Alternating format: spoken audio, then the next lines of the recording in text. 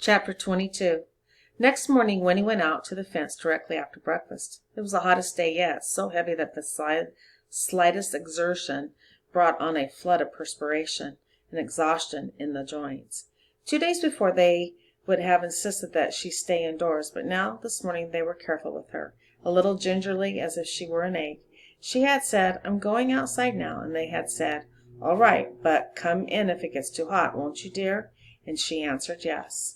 The earth, where it was warm, balled under the gate, was cracked and hard as a rock, a lifeless tan color. The road was an aisle of brilliant velvet dust. Winnie leaned against the fence, her hands gripping the warm metal of the bars, and thought about May, behind another set of bars in the jailhouse. And then, lifting her head, she saw the toad. It was squatting where she had seen it first, across the road. "Hello," she said. "Very glad to see you." The toad did not so much as flick a muscle or blink an eye. It looked directly out today, parched. It looked dried out today, parched. "It's thirsty," said Winnie to herself. No wonder, on a day like this. She left the fence and went back into the cottage. "Granny, can I have some water in a dish? There's a toad out front that looks as if it's just about to die of thirst." "A toad!" said her grandmother, wrinkling up her nose in disgust. "Nasty things! Toads?" "Not this one," said Winnie. "This one is always out there, and I like him. Can I give him a drink of water?" "Toads don't drink water, Winifred. It wouldn't do 'em any good."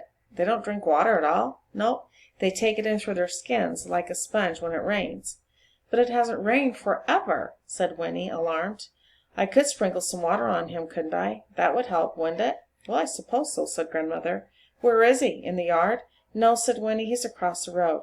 "I'll come with you, then. I don't want you leaving the yard alone." But when they came out to the fence, Winnie balanced in a small bowl of water with enormous care. The toad was gone. "Well, he must be all right," said her grandmother, "if he could hop off." With mingled disappointment and relief, Winnie tipped the water into the cracked earth at the gate. It was sucked up immediately, and the wet brown stain it left behind paled and vanished almost as quickly. "I never saw such heat in all my life," said Winnie's grandmother, dabbing uselessly at her neck with a handkerchief. "Don't stay out here much longer." "I won't," said Winnie, and was left alone once more. She sat down on the grass and sighed. May! What could she do to set May free? She closed her eyes against the glaring light and watched, a little dizzily, as brilliant patterns of red and orange danced inside her eyelids. And then, miraculously, Jessie was there, crouching just on the other side of the fence. "Winnie!" he hissed. "You sleepin'? Oh, Jessie!" Her eyes flew open as she reached through the fence to grasp his hands. "I'm so glad to see you. What can we do?" "We have to get her out. Miles got a plan, but I don't see how it can work," said Jessie, speaking quickly, his voice almost a whisper. "He knows a lot about carpentering. He says he can take Ma's windows frame right straight out of the wall, bars and all, and she can climb through. We're going to try it tonight when it gets dark. Only trouble is that constable keeps watching her every minute. He's so darned proud of having a prisoner in that new jail of his. We've been down to see her. She's all right, but even if she can climb through that window, he'll come after her as soon as she's gone. Seems to me he'll notice right off. That don't give us much time to get away. But we gotta try. There ain't no other way. Anyhow, I come to say goodbye. We won't be able to come back here for a long, long time, Winnie, if we get away. I mean, they'll be looking for Ma. Winnie, listen, I won't see you again, not for ages. Look now, here's a bottle of water from the spring. You keep it, and then, no matter where you are when you're 17, Winnie, you can drink it, and then come find us. We'll leave directions somehow. Winnie, please say you will." He pressed the little bottle into her hands, and Winnie took it, closing her fingers over it. "Jessie, wait," she whispered breathlessly, for all at once she had the answer. "I can help. When your mother climbs out the window, I'll climb in and take her place. I can wrap myself up in her blanket, and when the constable looks in, he won't be able to tell the difference. Not in the dark. I can hump up and look a lot bigger. Miles can even put the window back. That would give you time to get away. You'd have at least till morning." Jessie squinted at her, and then he said, "Yep, it might work. It might just make the difference. But I don't know if Pa's going to want you taking any risk. I mean, what you'll say to you afterwards when they find out." "I don't know," said Winnie, "but it doesn't matter. Tell your father I want to help. I have to." If it wasn't for me, there wouldn't have been any trouble in the first place. Tell him I have to." "Well, all right. Can you get out after dark?" "Yes," said Winnie. "Then at midnight, Winnie. I'll be waiting for you right here at midnight."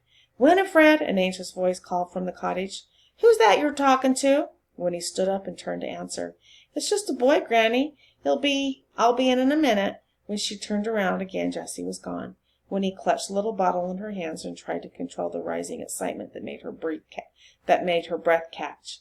At midnight she would make a difference in the world. Chapter 23. It was the longest day, mindlessly hot, unspeakably hot, too hot to move or even think. The countryside, the village of the Tree Gap, the wood, all lay defeated. Nothing stirred. The sun was a ponderous circle without edges, a roar without a sound, a blazing glare so thorough and remorseless that even in the Fosters' parlor, with curtains drawn, it seemed as actual presence. You could not shut it out.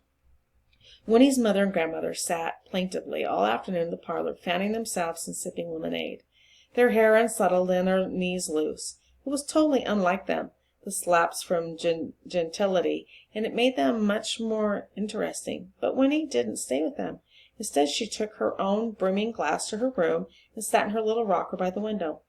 Once she had hidden Jessie's bottle in the bureau drawer, there was nothing to do but wait. In the hall outside of her room, the grandfather's clock ticked deliberately, unimpressed with anyone's impatience, and Winnie found herself rocking to its rhythm. Forward, back, tick-tock, tick-tock. She tried to read, but it was so quiet that she could not concentrate, and so she was glad when at last it was time for supper. It was something to do, though none of them could manage more than a nibble. But later, when Winnie went out again to the fence, she saw that the sky was changing. It was not so much cloudy up as thickening, somehow from every direction at once. The blank blue gone to haze, and then, as the sun sank reluctantly behind the tree tops, the haze hardened to a brilliant brownish yellow. In the wood the leaves turned underside up, giving the trees a silvery cast. The air was noticeably heavier. It pressed on Winnie's chest and made her breathing difficult. She turned and went back into the cottage. "It's going to rain, I think," she told the prostrate group in the parlor, and the news was received with little moans of gratitude. Everyone went to bed early, closing windows firmly on their way, for outside, though it was almost dark, shreds of hard brown-yellow light lingered on the rims of things, and there was a wind beginning, small gusts that rattled the fence gate and set the trees to rustling. The smell of rain hung sweet in the air. "What a week this has been," said Winnie's grandmother. "Well, thank the Lord, it's almost over." And Winnie thought to herself, yes, it's almost over. There were 3 hours to wait before midnight, and nothing whatever to do. Winnie wandered restlessly about her room, sat in her rocker, lay on the bed, counted the ticks of the hall clock. Beneath her excitement she was thick with guilt. For the second time in 3 short days, though they seemed many more than that, she was about to do something which she knew would be forbidden. She didn't have to ask. Winnie had her own strong sense of rightness. She knew that she would always say afterward, "Well, you never told me not to," but how silly that would be. Of course it would never occur to them that to include such a thing on their list of don'ts. She could hear them saying it, and almost smiled. "Now remember, Winifred, don't bite your fingernails. Don't interrupt when someone else is speaking, and don't go down to the jailhouse at midnight to change places with prisoners." Still, it wasn't really funny.